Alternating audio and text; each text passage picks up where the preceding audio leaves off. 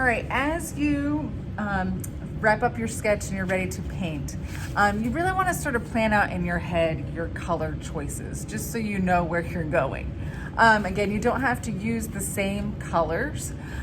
In my leaf, obviously this is like a reddish pink and green.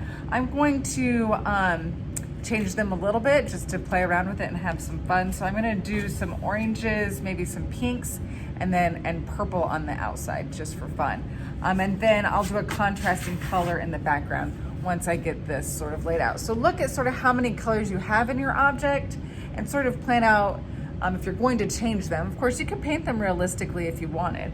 I have some like little white specks in here as well, which I might play around with either a light green or a yellow. I'm gonna start with my interior colors first. And remember, we're practicing blending our colors like we did in our value objects. Georgia O'Keeffe uses a lot of value, or that gradual transition of light to dark. So I can see that I have some value in my leaf. There's definitely darker edges in the corners and the crevices where those veins are, and then it gets lighter. So I really want to mimic that same value, but blending with that gradual transition. So you may need to dip your paintbrush in water so you can get that gradual transition from light to dark. All right, so follow along as we begin painting.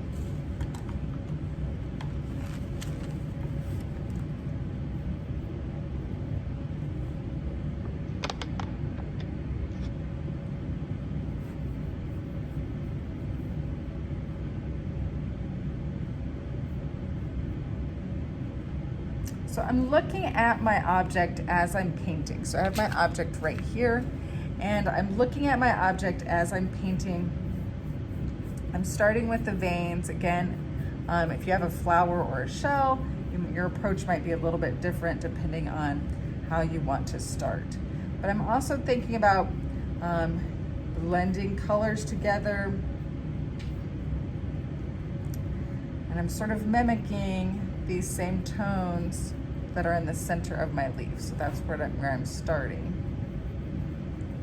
And you can see that my paint canvas has sort of a rough texture. So if you're working with a canvas, you may have to do a couple coats just to really get it nice and solid.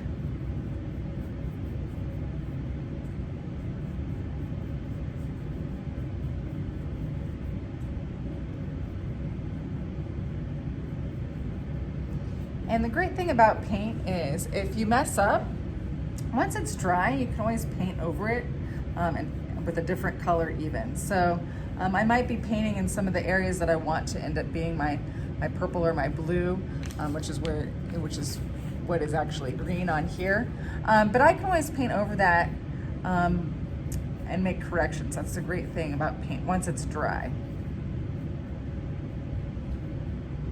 So this really does need a second coat, but I'm gonna sort of let that dry before I get my second coat on there, because it's really not gonna do any good when it's wet to try and paint a second coat. So I'm gonna let that dry. I'm gonna move on to sort of the blue or purple tones. I think I'm gonna go with blue. I think it'll contrast better with my pink and orange.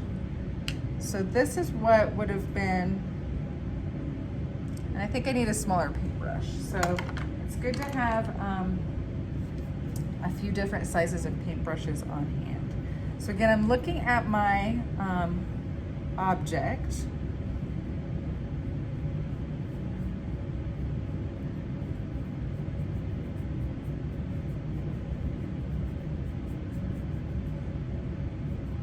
And wherever it's green on my object, that's where I've chosen to use blue instead, just for something different. But again, if you want to use realistic colors and paint it exactly how you see it on the object, that's totally fine.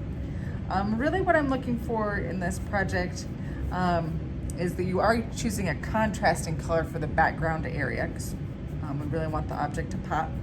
That you are distorting the perspective by enlarging it, because we're really trying to reflect Georgia O'Keeffe's style there.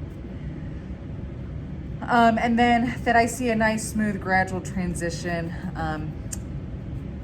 within your object, some value, because because that's what we've been sort of practicing. So I see now in my leaf, it's a little bit lighter in these crevices, this green, it gets darker toward the edges. So that's where, I think I'm just gonna use darker blue. So I wanna create some value there. So I'm gonna blend these two tones of blue together to create some value. And I can see here too, again, I'm gonna need to do a second coat, but this, I'm just sort of laying out my colors. I'm getting my initial coat on here as I paint.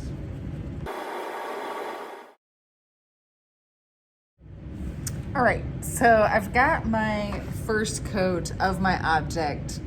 You can see that it's really sort of streaky. It's a little transparent, you can see through to my canvas. So I'm sort of trying to let this dry a little bit before I go on and go back into my center and do a second coat and really try to get some more of those details, more of those values. I can see that it's dark in the veins there. It's darker on these edges. These little white light spots, I'm gonna do at the very end when I'm done with my background color. If you have little small details, always put those in last after it's dry and put those on top. Kind of wanna, often when painting a landscape or a large painting, you sort of wanna work from the back forward. If I were to try and paint these little dots now, then I'd have to be really tedious and paint around them constantly. So this way, I can get my whole background done, and then at the very end, when I'm happy with my background, I can go in and put little dots in those small details, finishing details. I'm also gonna paint my background color at the end, once I'm all happy with this.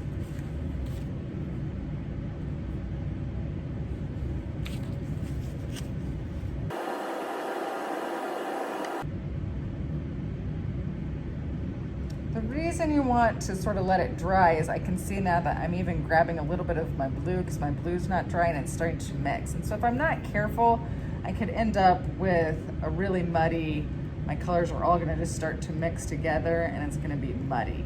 So sometimes it's just better to stop, let things dry, take a break, and come back to it once it's had some time to dry.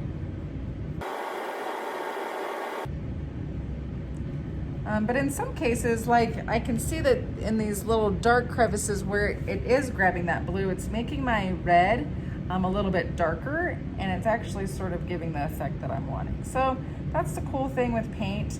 You can sort of test it out, experiment, and then if you're not liking the results, you can always wait for it to dry and go over it.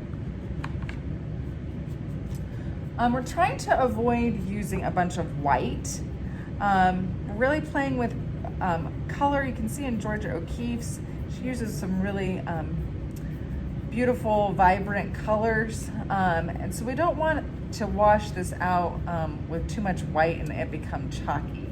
I don't mind a little bit of white, but try and play around with experimenting with colors. So that, and avoid black as well.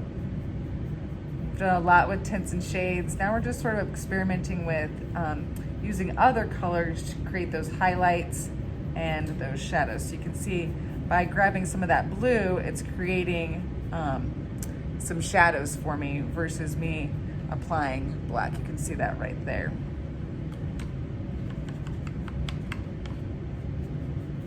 So I'm gonna continue, I'm gonna stop the video for now. I'll take a picture once I sort of have my second coat. Probably gonna need a third and fourth coat. This is just gonna be a tedious process. We continue to layer and create those gradual transitions of light to dark. Because like I said, with the canvas, it has a little bit of a texture, and so you really are gonna need some multiple coats to have a nice solid. We don't want to see a whole bunch of brush strokes, nor do we want to see through to the canvas underneath. If you're working with paper, this might go a little bit faster for you.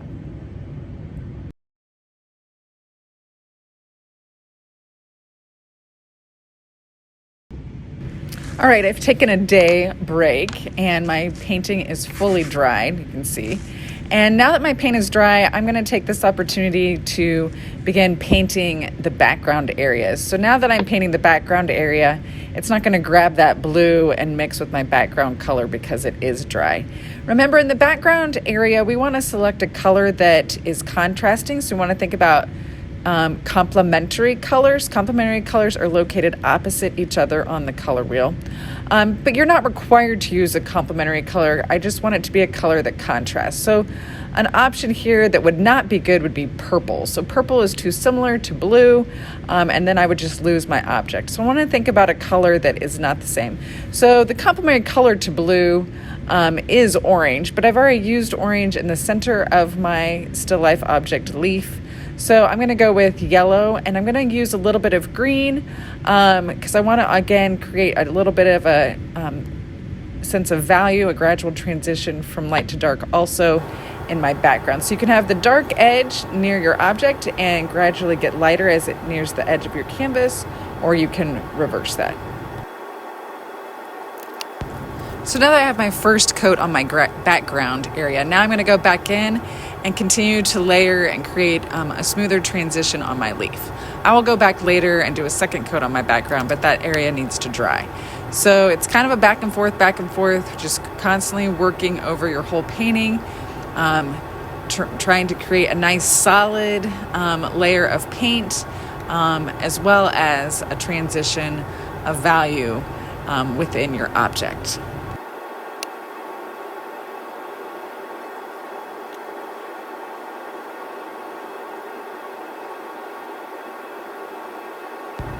When creating value, it really helps for your paint to be wet so that you can easily blend those two colors. So you can see that I've gone in with a little bit of white, a little bit of my light blue, layering again, and then I'm going to take my dark blue on top of that and blend. So it works well if you work a little bit quickly so that your paint doesn't fully dry, so that you can blend those colors to create a transition of light to dark.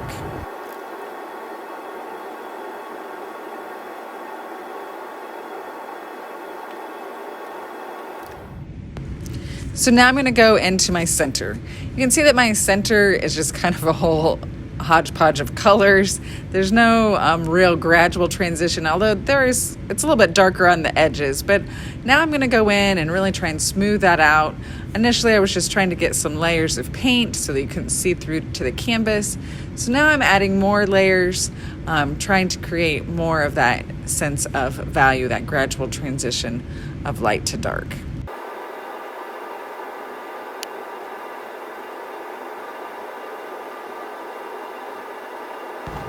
All right, once you are happy with your still life object, hopefully you incorporated some value, experimented with different colors, thought about a contrasting color in the background. Don't forget, your last step is to go in and do those last details. You can see here I used dark purple for those little specks in the center areas of my still life object leaf. When you're finished, upload an image of your completed still life Georgia O'Keeffe inspired painting to Google Classroom, and I hope you enjoyed this project.